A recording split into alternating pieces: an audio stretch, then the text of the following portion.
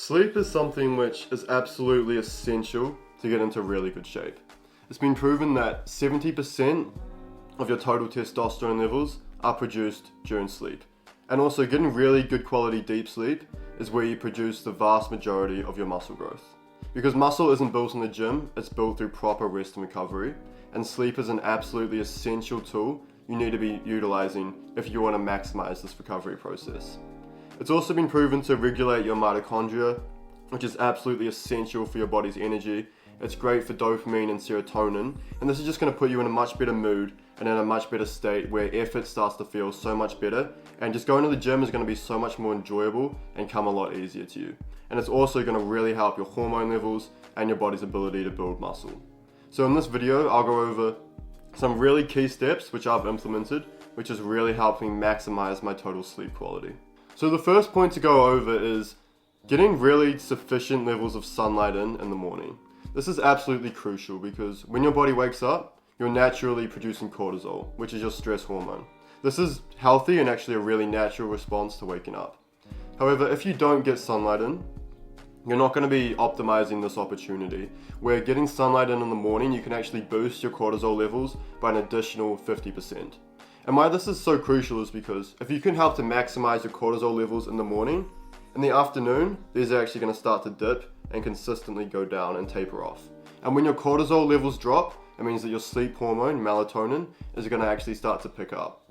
This is going to put your body in a state of rest and recovery further down the line later in the day, where your melatonin is going to pick up, your serotonin is going to drop, and you're going to be in a much better state to actually go to sleep.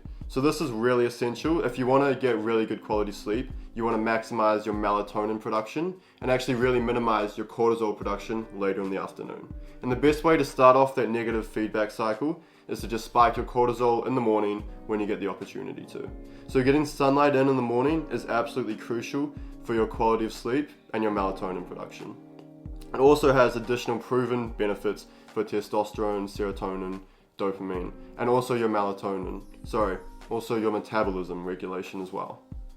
Some other points which you can do which are really essential is, first of all, with caffeine, you should not be having caffeine 8 hours before you sleep, or ideally 12 hours before you sleep.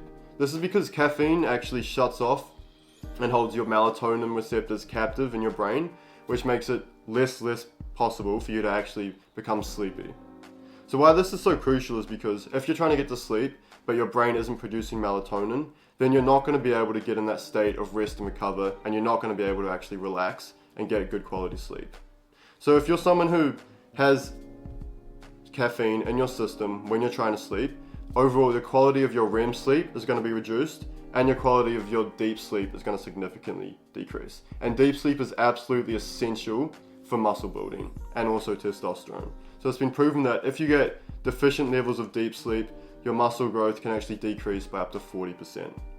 So it's really essential that, because caffeine has a quarter life of about 12 hours. So 12 hours after taking caffeine, there's still going to be a quarter of that in your system. So it's actually really essential that if you want to maximize your sleep quality, you push your caffeine back, only have it 12 hours before you go to sleep and not after that. This is really going to help boost the overall quality of your sleep. Some other tips you can do is not eating 3 to 4 hours before bed and exercising early in the morning.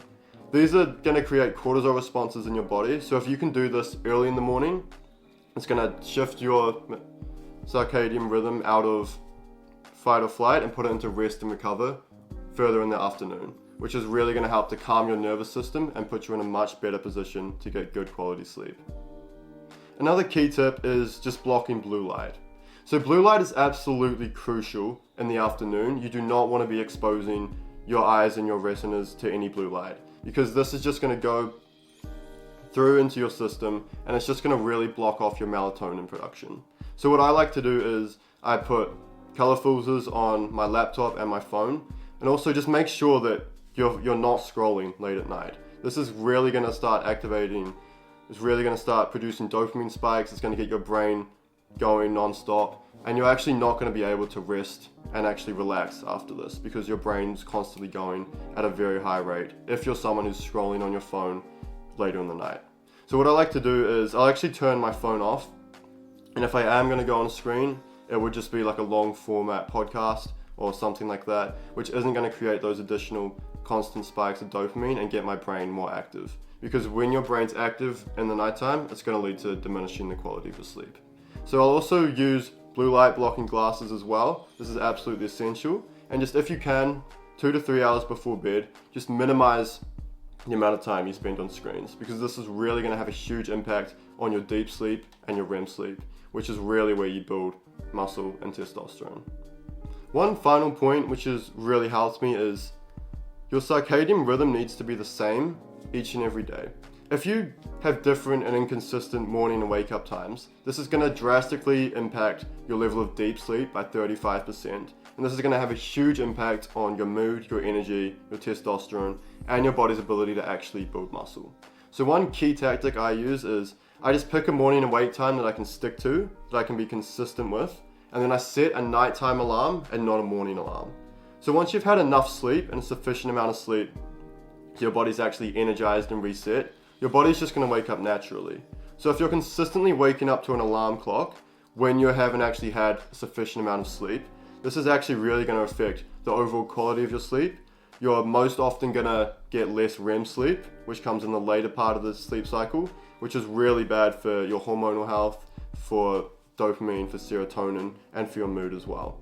So if you set an alarm in the morning and you're constantly waking up when your body isn't ready, you're just going to have so much less energy. Your ability to build muscle and build up your testosterone is going to be compromised. So I therefore highly recommend that the only alarm you set is the one the night before, where you can actually get into a consistent rhythm with your circadian rhythm. You can constantly wake up at a similar time each day, but you go to bed at the exact same time every day.